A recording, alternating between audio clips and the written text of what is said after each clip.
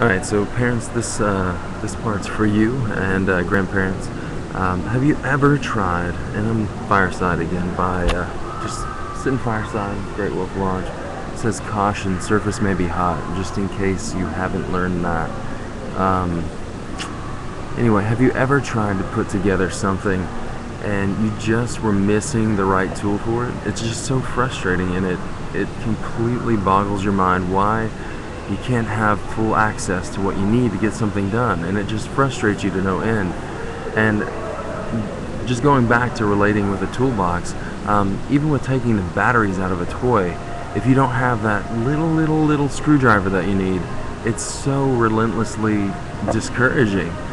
So oftentimes, if we don't give our children the type of toolboxes that they need, can you imagine the horrible feelings that they go through, the feelings of just complete lack of self-worth? It's a struggle that does not end for them because they don't have the tools that they need to get over those frustrations.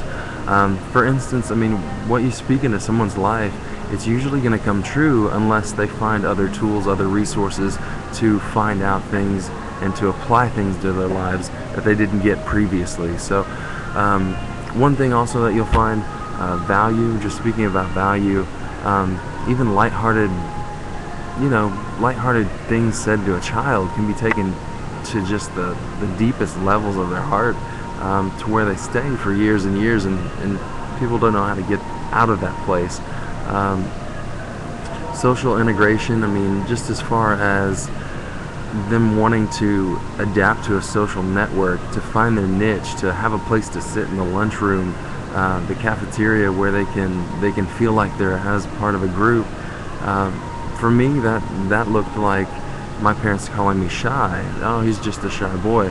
It wasn't a big thing, but for me, that was me. I was just a shy boy, and it kind of limited me to where I was able to just be extroverted and find those tools to reach out to other people.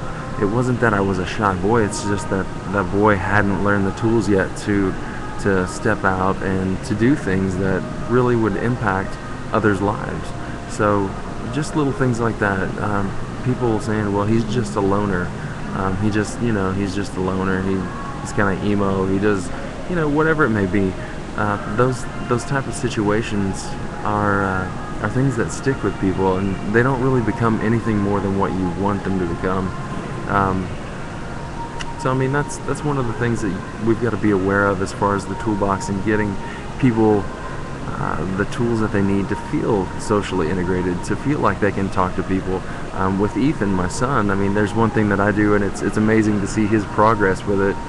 He has this thing called Jokes for Kids on my phone, and used to he would just have me read them, and then he would say the punchline, and now he reads them. He points to everyone at the table and tells them, give him an answer of whatever you think it might be, and then he pretty much shoots them down and says, no, you're wrong, and he has fun with it, though. He's not being sarcastic, but he has lots of fun with it, and now he's got it to where he integrates himself with everyone at the table in that fashion. So things like that are empowering and giving your children the toolbox that they need to really exceed and move forward with life in successful ways.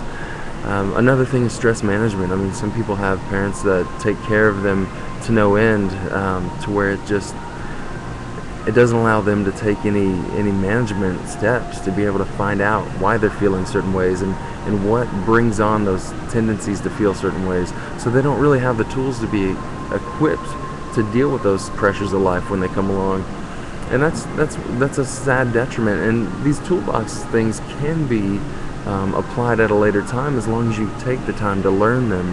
And I mean, it's other things like the statements in life that we hear. I referenced in another video about how the father told his daughter just to get back in the car, rather than say, this is a dangerous area, I don't want you to step out in this, I'm going to do this, and I'd just really appreciate it if you stayed in the car. Just give that common courtesy that we rarely see in public settings under stress. So that's another thing. I've heard people say he just needs to get over it, and that's one of those statements that says, you're not good enough for me to care about you. You're not sorry, but you just don't make it in society. You're not good enough. Just get over it. And whenever we fill people with that kind of mentality and that kind of mindset, it really hampers them the rest of their life to be able to reach out to people when they do need help. And they can't just get over it. They have no tools to get over it. So just things like that. There's so much that I always want to say on these, but it all just comes so fast. But I encourage your comments. Anything that you can think of that has spoken into your life that has really hindered you from being all that you want to be. If you need resources, I'll be glad to get you resources to find out just how exactly you can reach out and learn those tools now. I mean, they're tools that you really should have been prepared as a child to live life with, and if you don't have them, it's not your fault. It's not necessarily your parents' fault. It's just that as generations go on, we get too busy, we get other priorities in the way, and we just don't do it. So anyway, I hope these are encouraging to you, and I hope that you'll leave me your comments, and I truly pray and hope that you're on that journey and we're on the journey together. So if I can be help of any way, let me know.